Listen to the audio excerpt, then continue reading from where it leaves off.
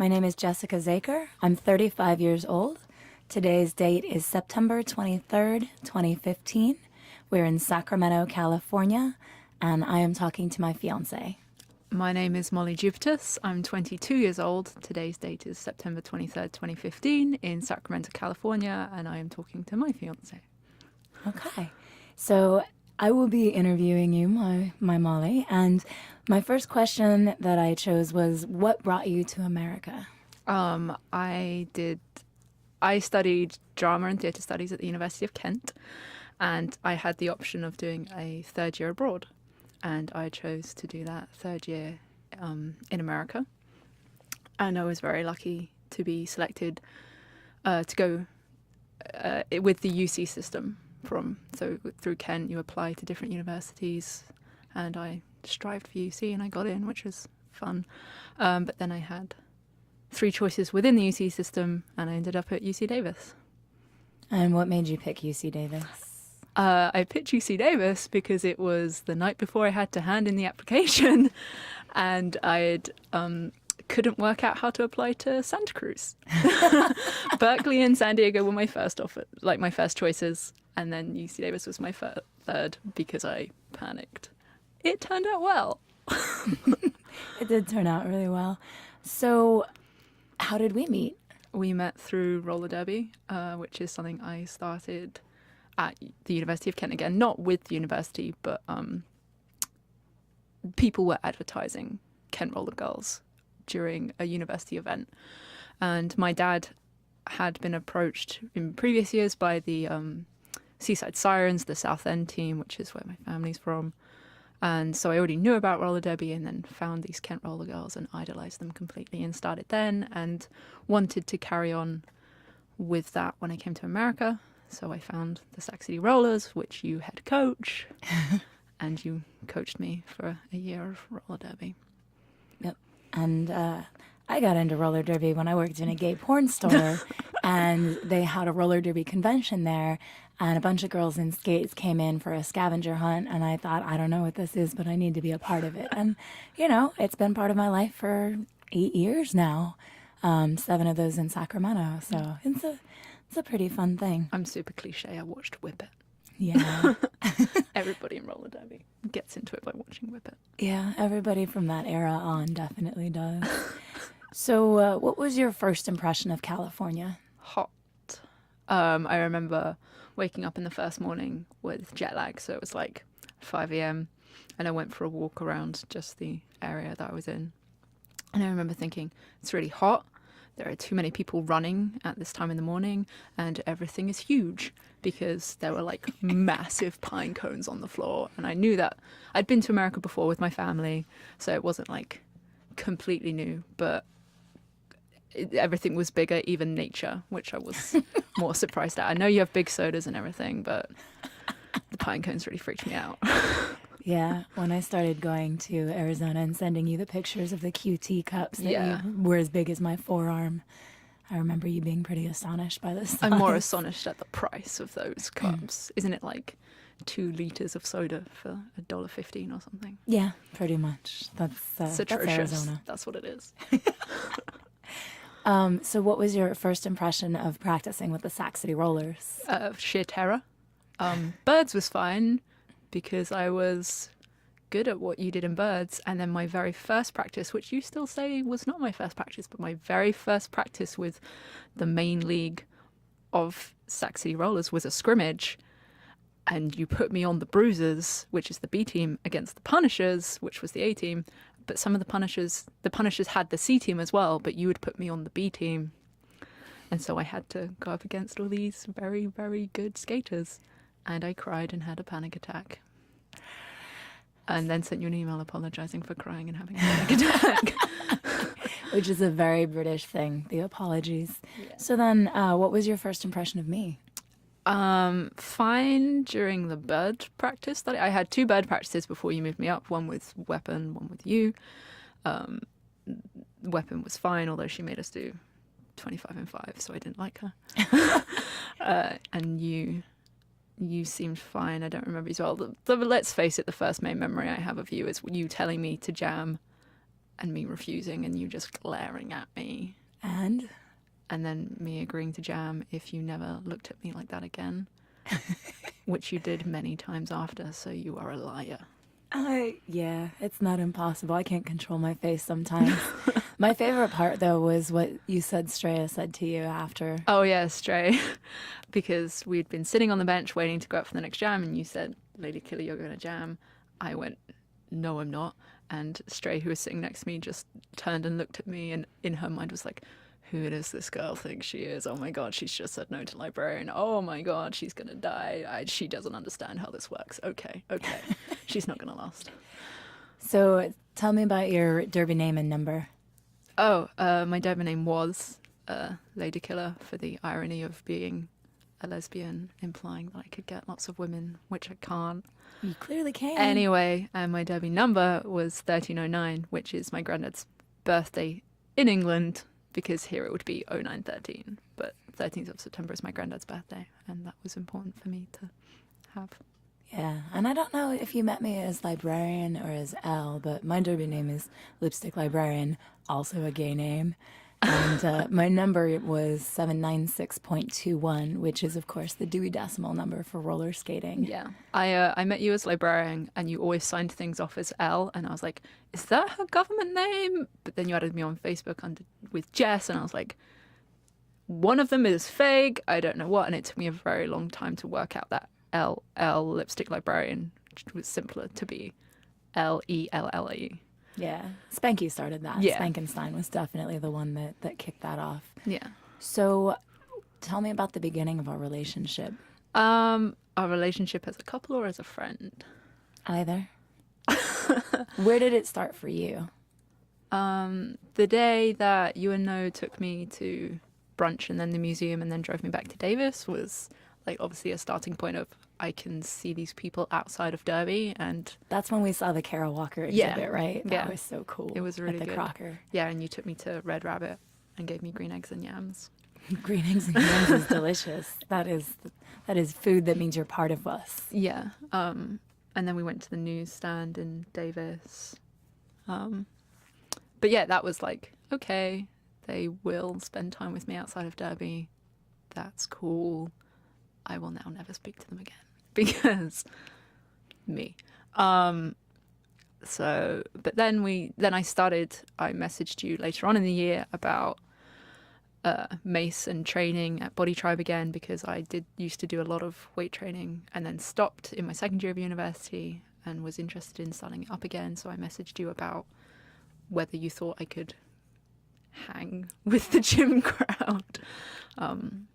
And you said yes, you really wanted me to meet Mace. You thought he'd be a really good influence on my life and trainer for me. So I then started coming to Body Tribe. So then we saw each other like 4 times a week, 3 times at practice, then at Body Tribe, and you would drive me home to Davis from Sacramento after Body Tribe every time. Which is a lot of miles. I clearly had a crush on you to take you that far back and forth. Get that. And so that's our friendship came from that. And then I would stay over at yours like nights before bouts, because I'd be at bout being a derby game.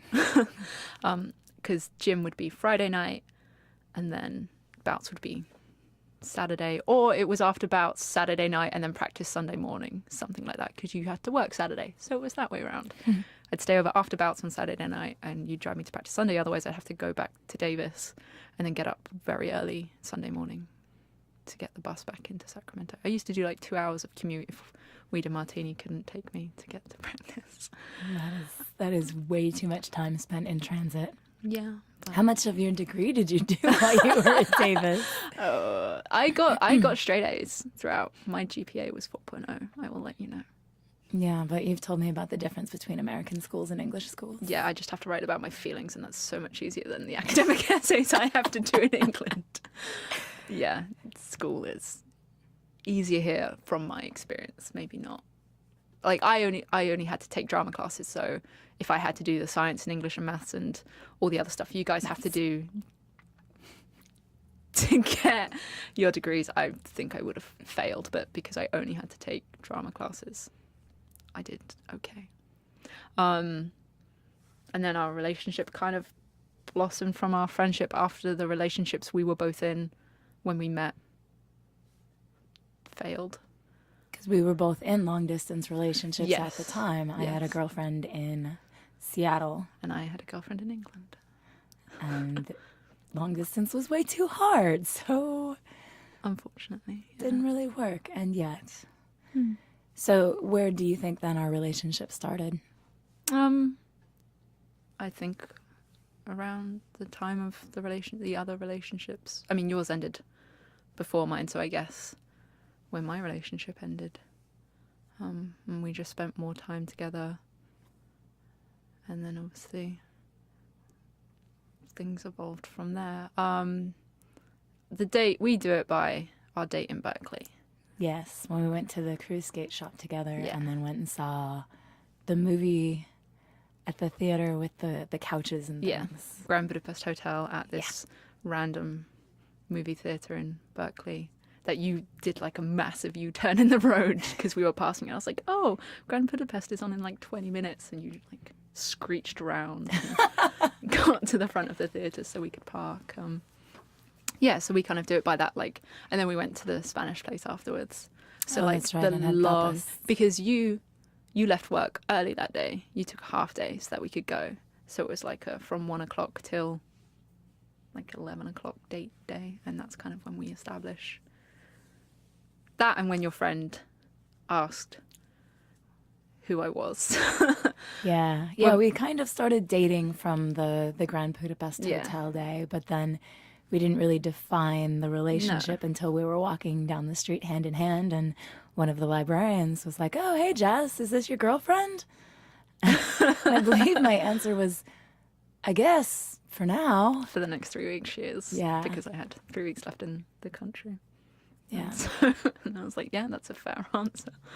And then when we sat down at the table, we were kind of like, so that, yeah, girlfriend, yeah, okay.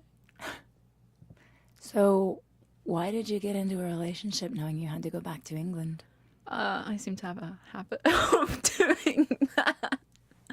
I don't know. I wanted to be in a relationship with you. I knew I could do a long distance relationship for a certain amount of time. Having done technically long distance relationships since I started university, I went into university with a girlfriend, and then that lasted until it didn't, and then not shortly after that, but after the girlfriend in between, then started dating Izzy, who then I did a long distance relationship with whilst I was in America. But I wanted to be with you for however much time we had. I figured it was like when I came back from San Francisco when I was doing my little end of school. I have a few more weeks on my visa traveling, and I was in San Francisco, which isn't that far from here. I get it's not much traveling, but the point was I was alone, and I was really enjoying myself. I love wandering through new cities and establishing comfort in them. And I always remember thinking that, yeah, I'm having fun being independent and traveling. Again, San Francisco, not that far. But it wouldn't be a waste to be in Sacramento if I was doing what I wanted to do, and at that time I wanted to be with you, which is why I then hopped on a train and came back at like 9 o'clock in the evening and then walked to your apartment from the train station. So far. So far. It seems a bit stalky now. It wasn't. It wasn't. It was romantic, and I was texting you as I was coming up the stairs about how I could smell your perfume, and it made me think of you until I was sitting outside of your apartment. Yeah. and I lost my mind. I think You I dropped screamed. everything. Yeah. Yeah. Yeah, that was pretty exciting. So I wanted to be with you. So yeah, I knew that the relationship would well, for me, I guess I kind of always assumed it would go to a long distance place. Well, you could have obviously gone like, no, just 3 weeks and we're done. been real. But Bye. one day I did that, like, we're going to talk about this because I wanted to know. And we established we did want to try it long distance. So we knew that when I went back to England, something would carry on. So what was that flight back to England like? God, it was a mixture of the worst and the best. Like flying back to my family meant a lot to me because I love my family an incredible amount. But leaving a place, Your family is lovely. they are. Leaving a place that felt so much like home. Like it wasn't, not in a mean way. It wasn't just you, but I was leaving everything that I had learned to love and really. Sunshine. Yeah, I was leaving the sunshine. It was raining the day I got back to England. No, I didn't, and I say this to a lot of people, that I didn't realize what it felt like to be at home until I went to California and did the year there, and realized that that's what it felt like, I guess. So then what did we think? I booked my ticket to Amsterdam When I was going to San Diego. when you were on your way to San Diego. Yeah. Okay, so before you left the country. Yeah. So what were your thoughts when I was like, let's go to Amsterdam and meet up for my birthday? I don't really remember, which is strange for me. I think just excitement, and like for me, Amsterdam from England is such a casual flight that I was like, I mean, it's not gonna hurt me to go to Amsterdam for a week. And if like you talk so much about liking travel and wanting to travel more, that I kind of felt like, well, if being with me gives her that opportunity and pushes those experiences, awesome, let's do it, let's go. And I was really excited. I think I was really touched that you wanted to spend your birthday with me when I know that you often spend it with your family. And I think I remember frequently messaging you like, okay, but you're like your family, you can go spend it with your family, you don't have to come to Europe. Like, That was definitely It's cool. the biggest birthday present I've ever given myself. yeah. So what were you thinking when we were waiting? Because I arrived first You did. in the airport and waited for a couple of hours.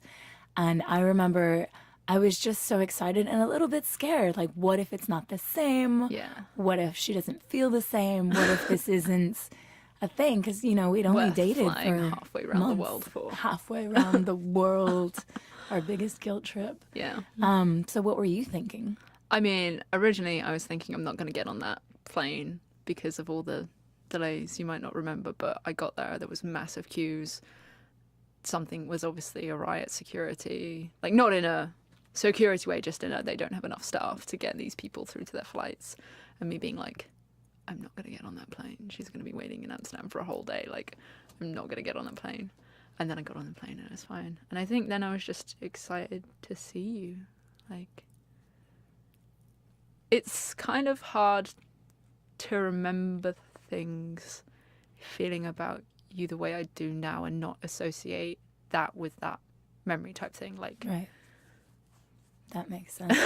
I remember watching the monitor and the door and the monitor and the door and switching back and forth. And then when you came around the corner, that was just it. Like, you walked into my arms and I think I probably cried a lot. And yeah.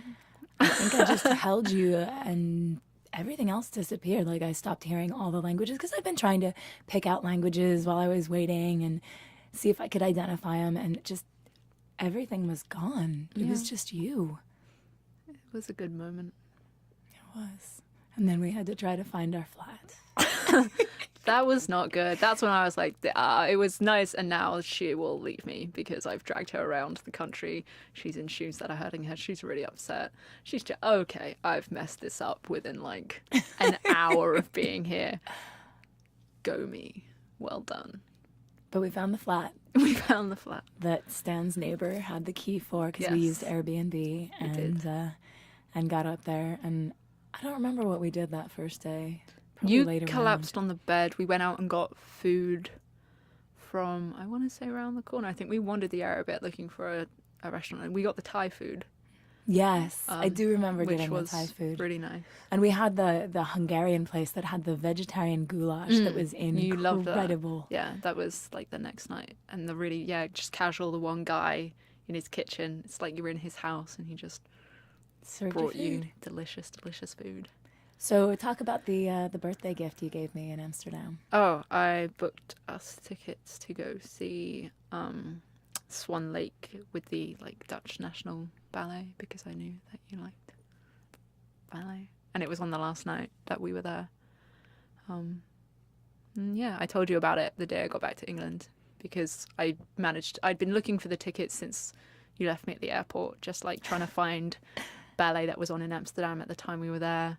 And then when I got back to England and had a laptop in front of me instead of my phone, like I was able to work it out more and realize that Het Swanemere was Swan Lake. And the fact that it was Swan Lake, which is like the classic ballet, is just great good luck. Yeah. And also good luck that it was on at the time and on the last night that we were there. Like, a lot of it fell into place very luckily for us, which I appreciated. Yeah. That. But yeah, I knew how much ballet means to you in ballet performance, and knew that that would be a gift that you would enjoy. And did. Yeah. I loved it. We had the best time. Did. And I think it was your first real ballet experience, wasn't it? I saw the Nutcracker every Christmas from the age of Nutcracker is not a real ballet, for the record. I love it. I've been in it. It's not a real ballet. Okay, then yes. It's a children's ballet. I guess it could be. What was the best part of Amsterdam for you?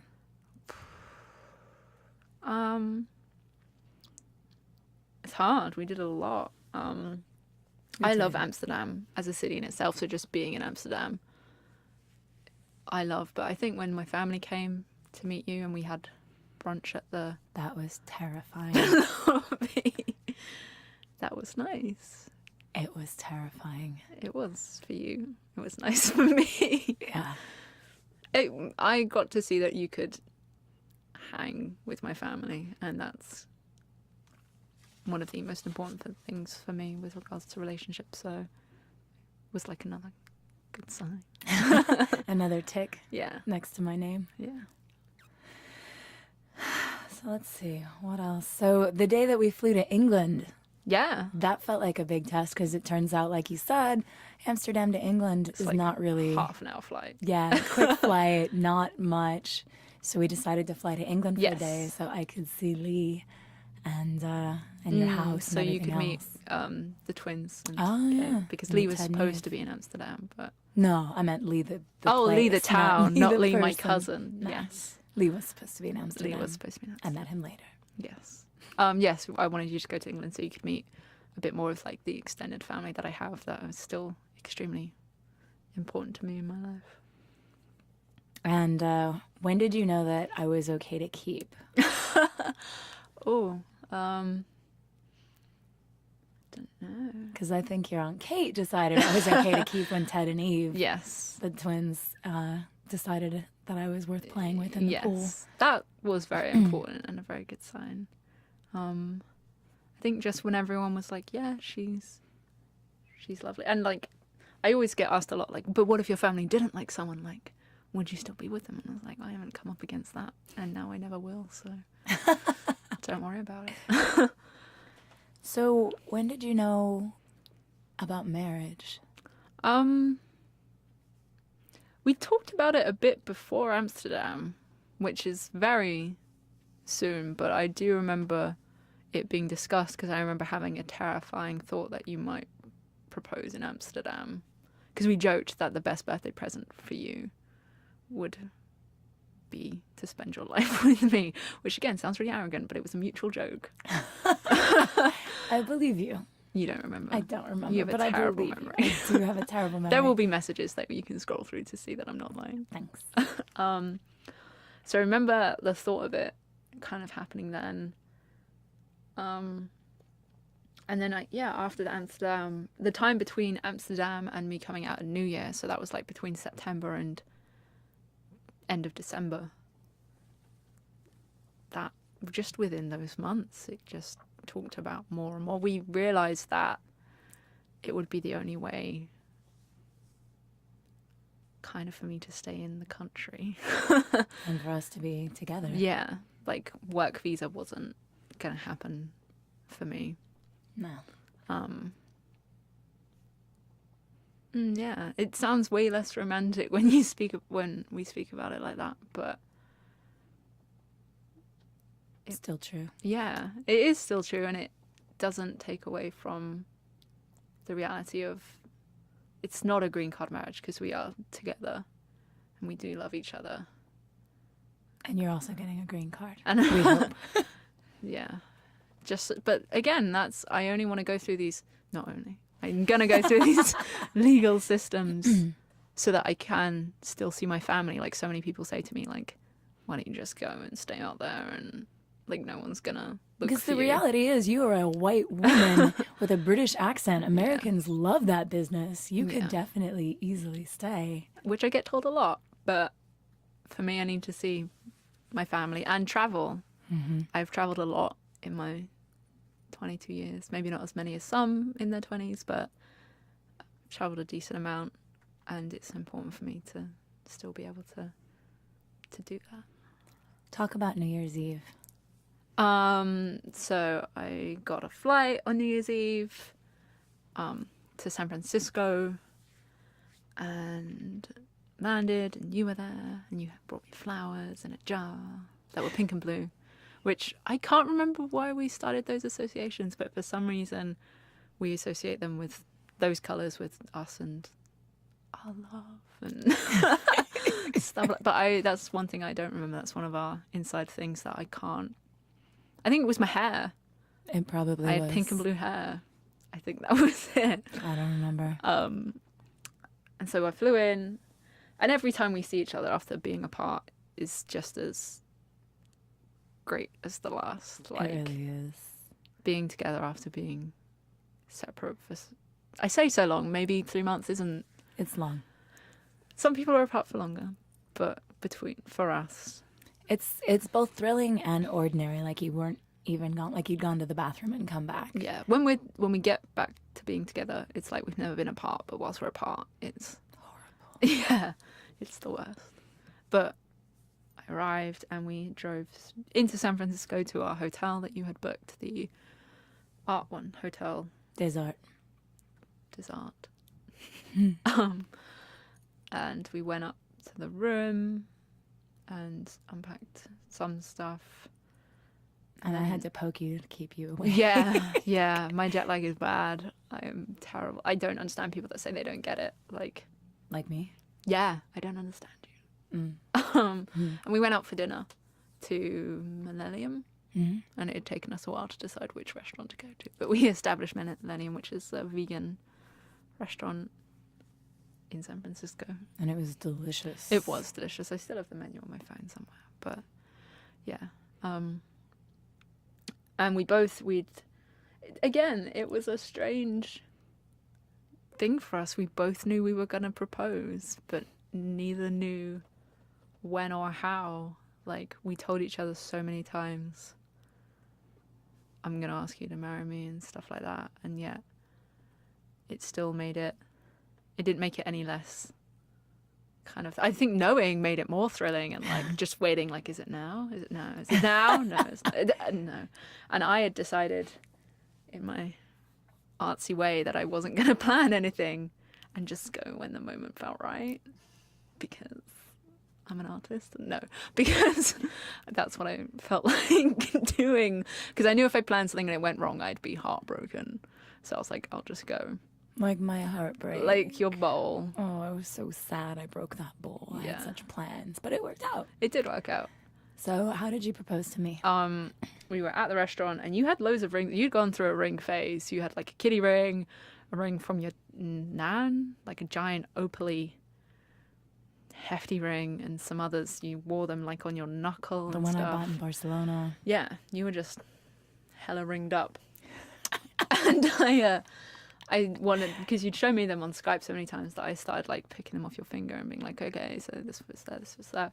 And then it occurred to me that when they were on my finger, because I can imagine it seemed quite planned, like, oh, give me all your rings. But when I had them all on, I was like, oh, hey, I can give her all of the rings. So I started giving them back to you, and you'd hold out the finger that they belonged on because you wore them on very particular fingers.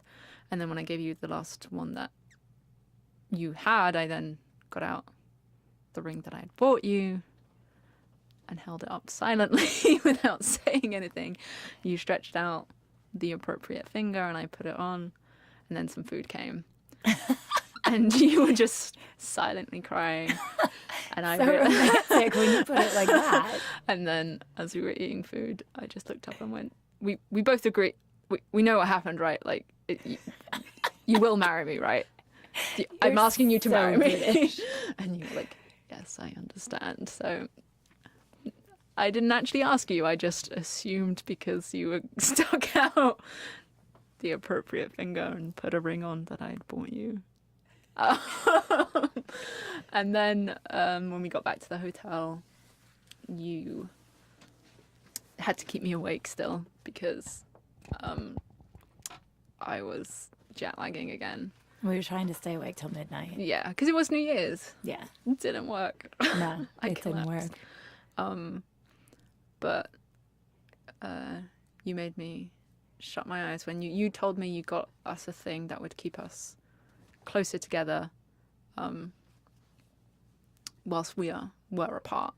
And we did a lot of things to try be together when we were apart. We had Skype dates, like movie dates, like we'd watch movies at the same time whilst on Skype or Viber. Yeah, 7-hour, 8-hour Skype. Yeah. And when I opened my eyes, or you'd turn around, it was 2 teacups, and they were the same like design and stuff. And my one had a box in it, and I opened the box, and there was a ring, shockingly. And I actually did ask you. Asked me. You legit asked me rather than silently acknowledged. And it was lovely. And then we had cups of tea in the morning in those cups. Mm-hmm. It was very romantic. Because much of our relationship is built It's on based tea. on tea. Based on the fact that I cannot live without it and Nope. buy it everywhere I go. And now so do you. Yeah. Because you don't have a choice. Nope. So what is the hardest part for you, for us living in separate countries? Time difference. Yeah. Time difference. Like, I think it isn't pleasant to be apart, but I think we could be like, you go to work every day. I will one day when I'm legally allowed. Like, but that 8-hour time difference just cuts so much. Like, you don't wake up till 3 p.m. for me, and then I go to bed, and just so much can happen in that morning and in that time, and it's such the time doesn't like fit type thing. Like, if I've got a 9 to 5 job, like if I'm at Stop the World, I'm working usually 9 till 5, and so then I miss your morning, and then you're at work from 4:30 till I'm asleep, and then you might not get your hour lunch break, and time difference. Yeah. Yeah, that definitely has been a challenge. What's been the hardest part of the immigration process for you? The complete just there's so little information. There's so little definite information. There's loads of websites of people that have done it, that have tried to make it clearer. But I think every person's experience is so personal. Like, we were fine until I realized we'd hit a snag that my student visa has an implication that I'm supposed to stay in England for 2 years until I'm allowed another visa. And that is on a piece of paper that I signed and documented. And you say the government didn't ask us for it, so don't worry about it. But, you know, by legality's sake, I am bound by this clause. And it did ask me that on a questionnaire for the current visa we're trying to get. And so finding that out, I think that was worse than any of the waiting we've had to do and everything. Because I felt positive about the process. I think, you know, we are 2 smart people. We're doing everything right. We've not committed any crimes and None. everything like that. But finding that out, feeling responsible for not finding it earlier, and then, of course, maybe not needing it, and like that whole the waiver part has been the worst. The no objections waiver, of course, Right. not like a usual visa waiver that I'm on at the moment. ETSA. I think it's challenging to have all these different government agencies, and they don't necessarily talk to Connect. one another, Yeah. and it's been really hard. That's been really hard and Yeah. really stressful. And when you do call the one that people direct you to, they direct you to a website that doesn't have the information you need. It's very hard to talk to an actual person and get some answers, because people don't seem to want to help, really. Yeah. It's kinda Well, sad. and I remember that I was a little bit stressed out because we were waiting for the Supreme Court to decide about gay marriage. I think that's something that gets to me a lot. The bitterness comes in that as a queer lesbian couple, we've already had to, our we've already needed permission to get married just because we're the same gender, sex, people of those things. And then we, just because we live on opposite sides of an ocean, means that there's another barrier. You get very... a lot of work. I get very bitter about the fact that I could drag anyone off the street in England and marry them in a second. Yeah. And yet, for somebody who I genuinely love and want to spend my life with, it's difficult just because you're American and I'm not. I mean, I'm hardly American. Yeah, you're the least American I know. So what's your biggest fear about marrying and moving across the world? I think the fact that I am 22, I'm worried that at some point in my life I'll have this massive midlife crisis of, oh God, I'm married at 22, and like I get scared that the person I'm going to become isn't going to be a good person for some reason. Like I think I'm okay. I cook your food, I clean the apartment, and I will work when again I legally can. But I think I'm scared of, and again it's because of what you hear about in media and what our society deem normal. They deem it normal to have a midlife crisis and to not do things like get married when you're 22 because you haven't done enough. But this is what I want completely and utterly. And to go out and do a bunch of stupid stuff isn't. Just to say you've done it? Yeah. It's not what I want. And I think it's just, I'm scared. Yeah, just scared of that possibility. So let's finish up on a happy note. Talk about the engagement party that your parents threw for us. When you came to England, because you came to England to see me graduate. I did, in July of 2015. Yes. My family decided that since you were coming from halfway around the world, they might as well meet everyone in one go, since we have to get married here. And a lot of my family and family friends who would come to a wedding if it were in England wouldn't be able to come. So we decided to throw an engagement party so that all of my family and family friends and people important in my life and my mum's life, because some people I didn't know nor like were there. And so yeah, it was just a really wonderful day. The weather was good, and you kept telling me it wasn't fancy, but floating flowers in the pool. There weren't any. There weren't any floating flowers. The gardener came in and changed out the flowers so they'd all be pink and blue. For me, that's like way level up fancy. I'm just saying. It's super cash for my family. And yeah, it was a really wonderful and like really important family members to me. Like Kelly flew from South Africa just to come and meet you. Yeah.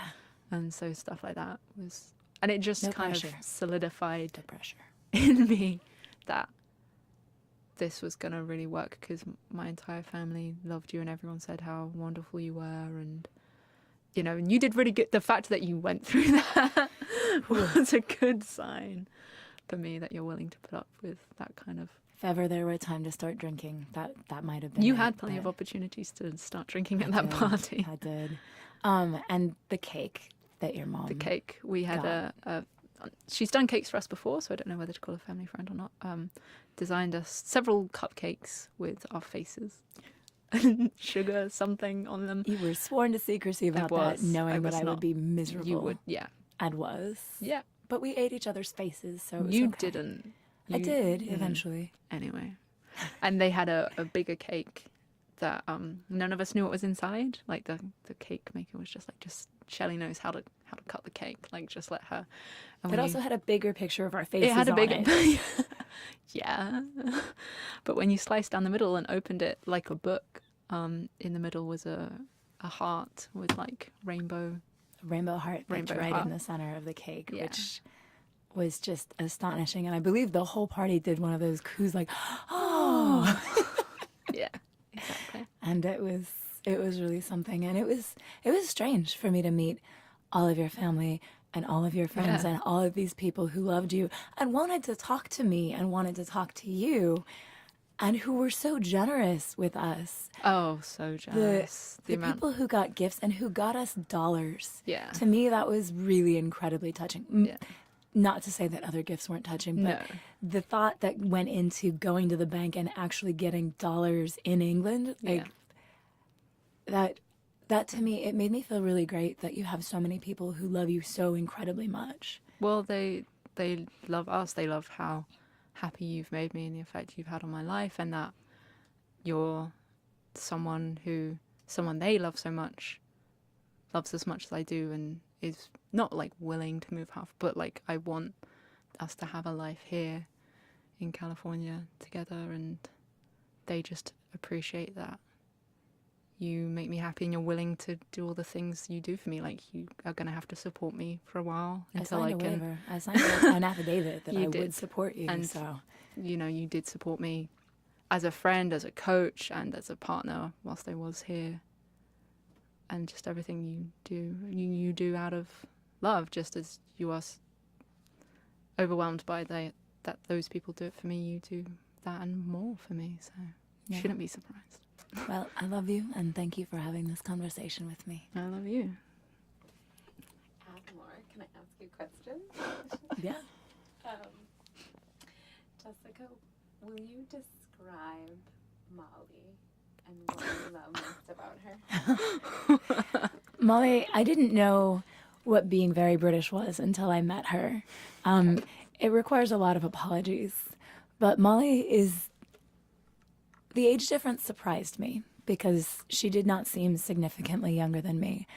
And she is just the smartest and most interesting person that I've ever met. She seems to be able to read my mind in a way that makes us so compatible, because we just have conversations about everything and nothing. And we would stay up for hours and hours when we were still friends, just talking about things. And she's incredibly adorable too. I mean, she's the cutest thing that I've ever seen. But I don't know, I feel super drawn to her, and I just knew that this was right and that I needed to be around her and that I need to spend time with her. And anybody that I'm willing to text message, Viber, Skype, FaceTime for hours and hours and hours to the exclusion of all else is a huge investment, and she was worth it, remains worth it. You weren't, not previously. Molly, tell me about Jessica. I'm not as good with words as Jess is. That's the first thing. I remember that when I was denying my crush on Jess when we were still friends, and there was one point where I accepted it, and I said to myself once, well, let's face it, if somebody like Elle, at the time was not Jess, was Elle, if somebody like Elle could ever like you, like, Jesus Christ, you could get anybody in the world. Like, I saw her as like the epitome of like person who I am attracted to type thing. And then when the actual thing happened, I was like, oh damn.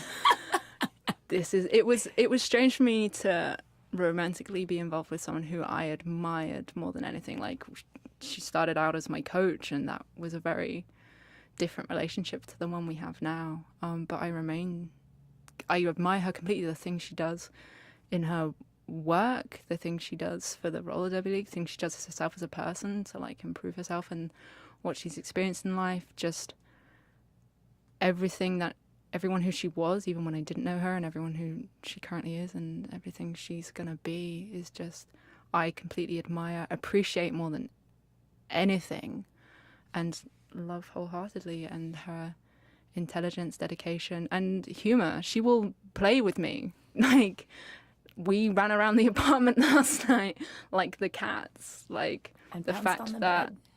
somebody will be as serious with me when I'm going through things, but will play with me and share joy with me. Like, Jess is a complete and utter delight in my life, and I think it's hard to find that, and I'm extremely, extremely lucky that I have.